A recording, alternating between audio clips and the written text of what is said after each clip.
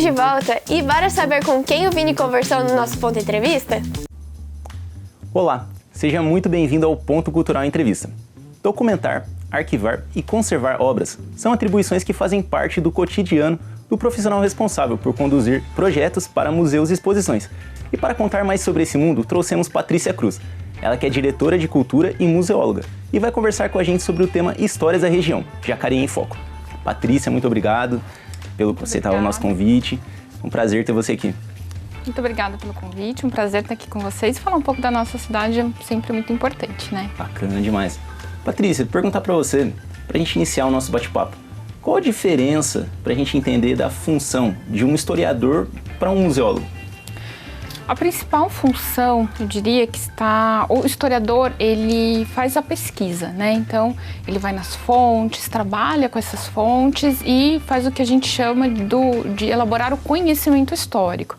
O museólogo, por seu turno, não. Ele não trabalha com as fontes históricas, ele trabalha com esse conhecimento histórico e como se decodifica para todos os públicos esse conhecimento histórico nas exposições, por exemplo, nos acervos. Mas o museólogo ele não trabalha só com história, ele trabalha com antropologia, sociologia, arte, então outras linguagens também que dependem de outros profissionais para gerar esse conhecimento artístico, antropológico. Então o museólogo depois ele trabalha em cima desse conhecimento. Arqueológico, por exemplo, um deles também. Bacana demais.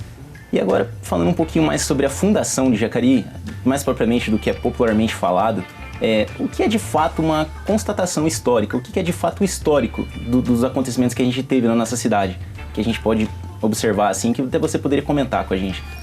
Primeiro, para a gente falar de fato histórico, a gente tem que ter uma ideia que não é só que uma pessoa falou, outra pessoa falou. Não, a gente precisa disso documentado, né? Então, quais são as nossas fontes, as nossas documentos históricos que temos para dizer tais coisas, né? Então, uma das falas, por exemplo, que existe em Jacareí é que Antônio Afonso morou aqui com seus filhos, que era o dono da Sesmaria, que até 1653, que ele era o dono e se assentou aqui com seus filhos. Isso, a gente não tem dado histórico disso. A gente não tem nenhum documento que nos conte isso. O documento nos conta que Antônio Afonso, sim, era dono da Sesmaria, Nossa Senhora da Conceição, que eram essas terras aqui, né? Mas que ele nunca se assentou aqui. A gente não tem prova. Então, sempre também tem aquela questão da interpretação histórica, né? E as pessoas vão falando, enfim.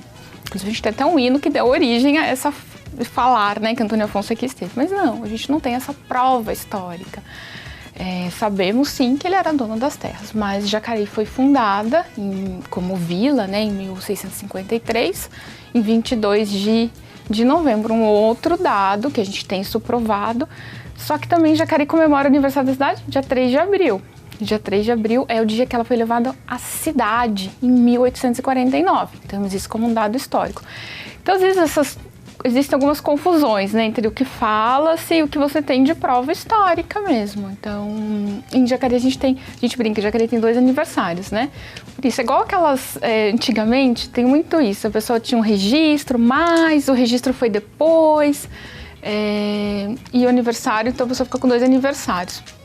Jacareí é uma dessas cidades que tem 2 aniversários, né? O aniversário de vila, então foi realmente há 371 anos atrás elevado à vila, dia 22 de novembro, e o 3 de abril, que é o de 1849, que ela foi elevada à cidade. Bacana, né? É importante citar essa diferença no programa, né? Porque realmente pode ser, dependendo conforme as pesquisas que as pessoas fazerem, em geral, também algum tipo de dúvida, entendimento por parte das pessoas, né? Mas pra gente ainda pegar essa parte da fundação, mas avançar um pouquinho na linha do tempo, eu queria perguntar para você, Patrícia, sobre os movimentos imigratórios.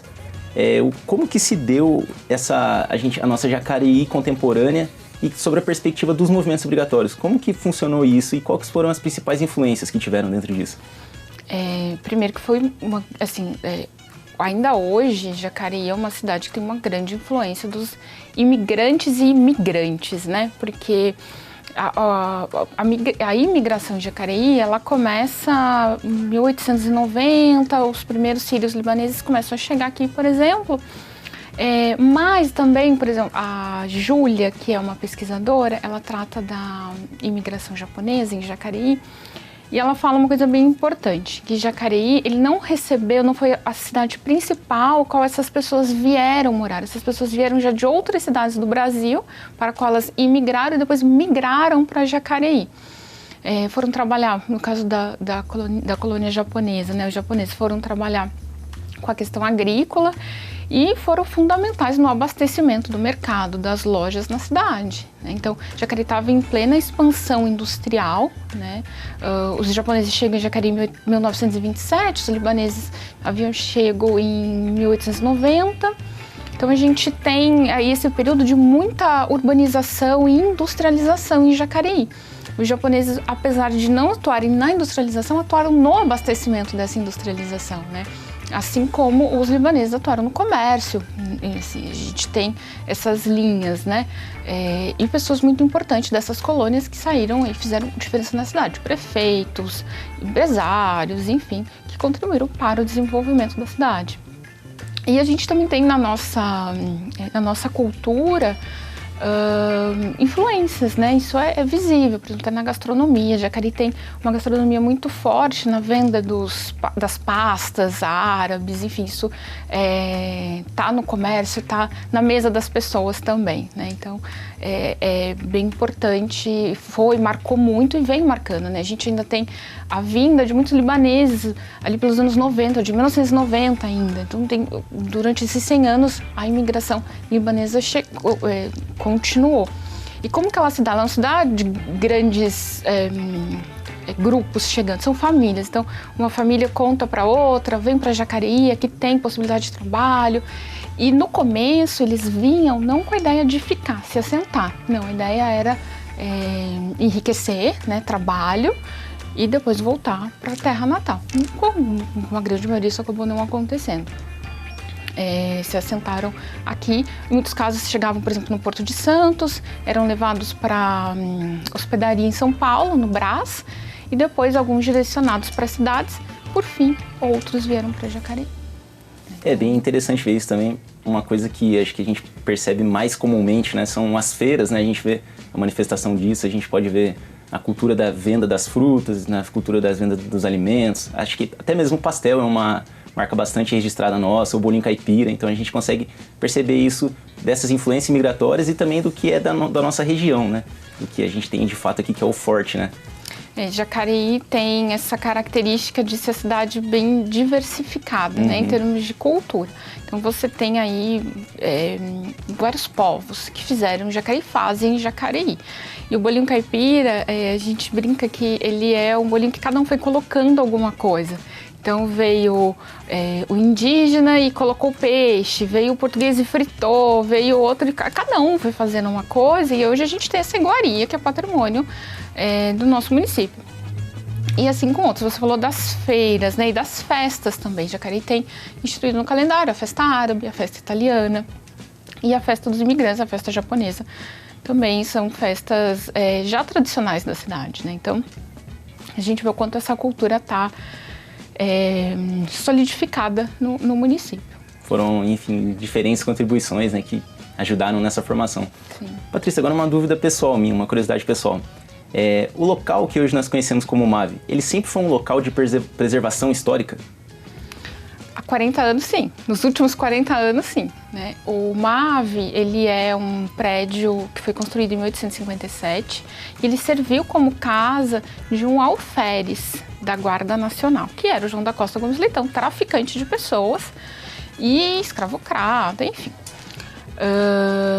Ele mora nesse prédio, né, por 30 anos. E aí um dado interessante também, quando a gente falou de dados históricos, ele nunca foi barão. Tem muita gente que fala, ele era barão, nunca foi barão, nunca teve nenhum título mobiliário, nada. Ele era apenas alferes. E ele mora ali por 30 anos. Depois, quando ele falece, a família vende a casa para ser uma escola. Início dos grupos escolares. Naquele momento, os grupos escolares eram a representação da República, né, que estava recém-criada no Brasil. E esse grupo escolar fica por quase 100 anos. Então, até 1980, o grupo escolar fica ali, que é o Grupo Escolar Coronel Carlos Porto. Escola ainda em funcionamento. E o grupo escolar, ele tinha um pouco essa questão de também preservar a história da escola, a memória da educação. E o grupo escolar, esse grupo escolar, principalmente, ele é muito importante para a história da educação em Jacareí, para a escola da escolarização. Depois disso vira museu, né? Um museu de antropologia, não é um museu histórico, é um museu de antropologia, e com essa finalidade de contar sobre a cultura do homem do Vale do Paraíba. Então ele não é só um museu de Jacareí, ele é um museu do Vale do Paraíba. Então ele é um local de preservação de memórias, né? E também de memórias afetivas, justamente por conta da escola. Você tem uma escola que ficou ali por 100 anos, então você tem uma memória afetiva muito grande das pessoas, né? A escola, de um modo geral, ela é uma memória que se assenta para todos nós, né? Quando você fala, na época da escola era assim, a gente tem várias memórias que se remetem a esse período. E aquele espaço, ele é um espaço justamente de memória afetiva. Em Jacareí hoje nós temos o Centro de Memória, que é o espaço de preservação da memória documental do município. Então lá que a gente encontra esses dados que eu te falei. Jacareí foi fundada em 1653 como cidade, essa divergência de datas, a própria questão do Gomes Leitão, enfim, lá tem toda a documentação. Mas essa documentação ela iniciou com o MAV, que lá na década de 80, a equipe buscava essa documentação, fazer essa juntada de documentos, porque não tinha um espaço de guarda. Então começou, o arquivo ele foi fundado já final dos anos 90, mas com toda a documentação ainda era do MAV, né? Então ele é um órgão muito importante na preservação da nossa história. Bastante pertinente, né, o que você comentou. E aproveitando também para pegar um gancho que você citou, o ensino, qual que é a importância da preservação e da conservação do MAV para o ensino na nossa cidade e da região como um todo? São dois pontos, né? Primeiro, a própria questão da guarda da memória escolar. Então, hoje o MAV tem um acervo de memória escolar, não só do grupo escolar Coronel Carlos Porto, mas também de outras escolas importantes do município. E também ele realiza atividades, né, junto às escolas. Então também para a gente falar de pertencimento, patrimônio, memória, do quanto isso é importante para as crianças e para a formação da identidade, o MAV tem um papel fundamental nessa formação. Então ele tem programas para isso, né? Então isso tem nem como, é inegável. E voltando à questão da própria memória escolar, a gente está falando de Jacareí, tinha aquela história de Atenas Paulista, né? Por que era Atenas Paulista? Porque ela tinha duas escolas muito importantes, uma era a escola Coronel Carlos Porto e a outra era a Nogueira da Gama, que era um colégio também muito importante, um colégio particular, é uma escola pública, o outro é um colégio particular, mas ambas tinham bons professores, que muitas vezes eram inclusive os mesmos, com bons programas de ensino, né? E não era porque era uma escola pública que era fácil de entrar também. A gente tem dados que demonstram que quem estudava no Carlos Porto era elite. Isso eu tô falando início do século XX, né? E assim como no Nogueira da Gama. Então, logo em seguida a gente também tem o ginásio, que é construído em Jacareí, onde atualmente é a escola Antônio Afonso, né? Então tem um ginásio ali que foi construído muito importante. Então você tem uma rede de ensino na cidade e o MAV preserva muito essa história. Falando um pouquinho agora da parte do MAV ainda, né? Mas queria perguntar para você como que é ver o MAV ser referência para a produção artística da cidade. A gente vê que tem muitos clipes, muitas movimentações artísticas que são feitas e reproduzidas no MAV. Como que é a gente olhar para o MAV e ver ele como uma referência para a cidade nesse quesito? Para a gente é muito importante, né? Porque ele é um prédio histórico, é um prédio muito bonito também. E ele vai se tornando referência nesse campo da cultura. Então, para usos mesmo, isso é muito bacana. E também ele se tornou referência no campo da museologia hoje no estado de São Paulo, né? Então, o MAV ele tem um modus operandi que é referência no estado.